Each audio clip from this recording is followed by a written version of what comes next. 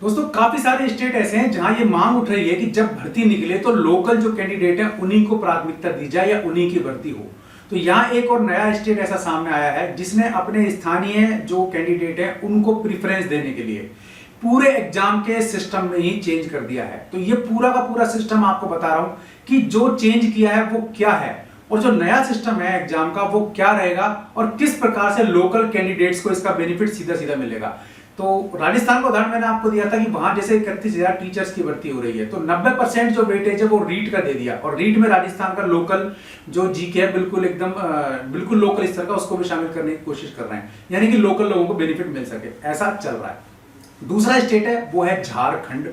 वहां पूरी तरीके से जो झारखंड की ओर से एग्जाम आयोजित होते हैं, ठीक है ना, जेएसएससी की ओर से, तो उसमें पूरा का पूरा चेंज किया है, मजमून ही चेंज कर दिया। वो चेंज एक बार देख लो, कैबिनेट की बैठक में ये चेंज पर मोहर भी लग गई और इसके बारे में पूरा डिटेल भी सामने आ गया।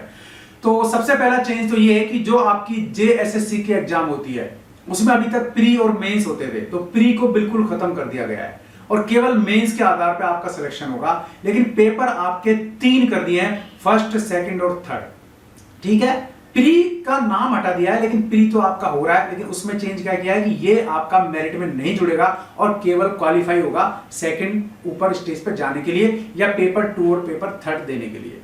ठीक है, तो जो प्रारंभिक परीक्षा है, प्री एग्जाम है जेएसएससी की ओर से, वो खत्म कर दी गई है। पहला चेंज यहां आपको ये देखने को मिलेगा।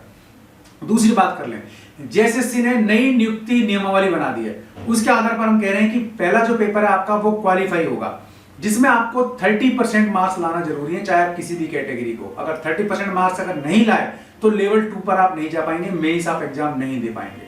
ठीक है, यानी कि पेपर 2 में आप नहीं बैठ पाएंगे, ये क्लियर रखना आपको। ठीक है, अब ये जो अंक आपके मेरिट में नहीं जुड़ेंगे, इसका मतलब ये हुआ, तो कुल मिला के माना जाए तो जो आपका प्री था उसका मजमून चेंज किया है, केवल इतना से किया है कि ये अंक आपके मेरिट में नहीं जुड़ेंगे। ठीक है, और 30% आपको मार्क्स लाना है। पेपर 2 की बात करें, पेपर 2 में इन्होंने क्या किया है कि जनजातीय क्षेत्रीय भाषाओं को रखा है और ये 12 भाषाएं हैं जो झारखंड के हिसाब से इन्होंने चयन की हैं।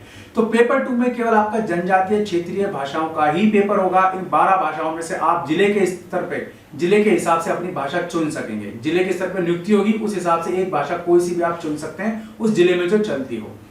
ठीक है, अच्छा, इसमें भी आपको 30% मार्क्स लाने पड़ेंगे, चाहे आप किसी भी कैटेगरी को, वरना फिर आपका काम तमाम। अब इसके अलावा पेपर होगा 3rd या तीसरा पेपर, तो इसमें आपका जीके आएगा, सामान्य ज्ञान होगा, जो आपका झारखंड से रिलेटेड होगा।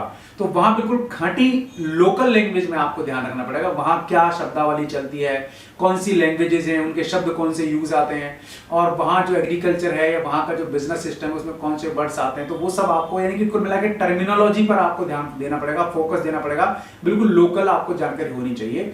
ठीक है, तो वो पेपर 3rd होगा आपका सामान्य ज्ञान का, यानी कि पेपर 1st होगा आपका, वो क्वालिफाई होगा, उसमें क्या सिलेबस है क्या है अभी कुछ जारी नहीं हुआ है, लेकिन 30% नंबर लाने। दूसरा होगा आपका क्षेत्रीय भाषाओं का, जनजातीय भाषाओं का, जिसमें 12 भाषाएं शामिल की हैं, कोई सी भी जिले के आधार पर आपको एक भाषा लेनी पड़ेगी जिसमें नियुक्ति आपकी होनी है।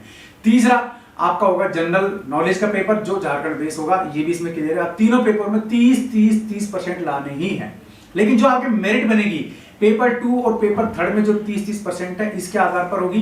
दोनों में अलग अलग 30% लाने, ये नहीं कि दोनों में एग्रीगेट मिला के 30% लाने हैं। 30 पेपर 2 में और 30 पेपर 3 में आपको लाने पड़ेंगे परसेंटेज। फिर दोनों का आपका मेरिट बनेगा, मेरिट के लिए आपको और भी ज्यादा परसेंटेज आएगी। मेरिट यानी कि ऊपर से बनती है, ये 30% जो लोएस्ट कैटेगरी में रखा गया है।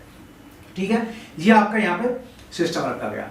अब इससे फायदा क्या होगा, एक तो ये होगा कि लोकल जो मेरे भाई बहन है उनको सीधा बेनिफिट मिल जाएगा, तो वो यहां आ जाएंगे। इसके अलावा एक शर्त और रखी है कि इसमें जो अप्लाई करेगा उसका झारखंड से ही इंटरमीडिएट और आपके सेकेंडरी यानी कि मैट्रिक पास करना जरूरी है, यानी कि जिस बंदे ने झारखंड से मैट्रिक और इंटरमीडिएट किया हुआ है वही इस एग्जाम में बैठ सकेंगे। तो ये सीधा सीधा रेस्ट्रिक्शन लगा दिया है लोकल कैंडिडेट को फायदा देने के लिए ही ऐसा इन्होंने किया है।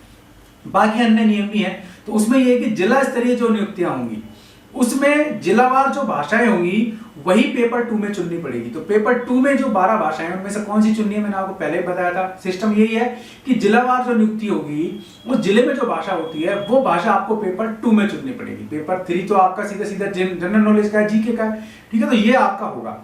इससे पहले भी वहां जो 3rd और 4th ग्रेड की जो भर्ती हुई थी उसमें भी जो झारखंड से 10th और 12th पास थे उनको प्रेफरेंस देने के लिए एक प्रस्ताव पारित किया गया था। तो इस तरीके से देखा जाए तो झारखंड स्टेट भी अब इस तरीके के स्टेटस पे चल पड़ा है जहां मैक्सिमम लोकल कैंडिडेट को जॉब्स में फायदा दिया जा सके।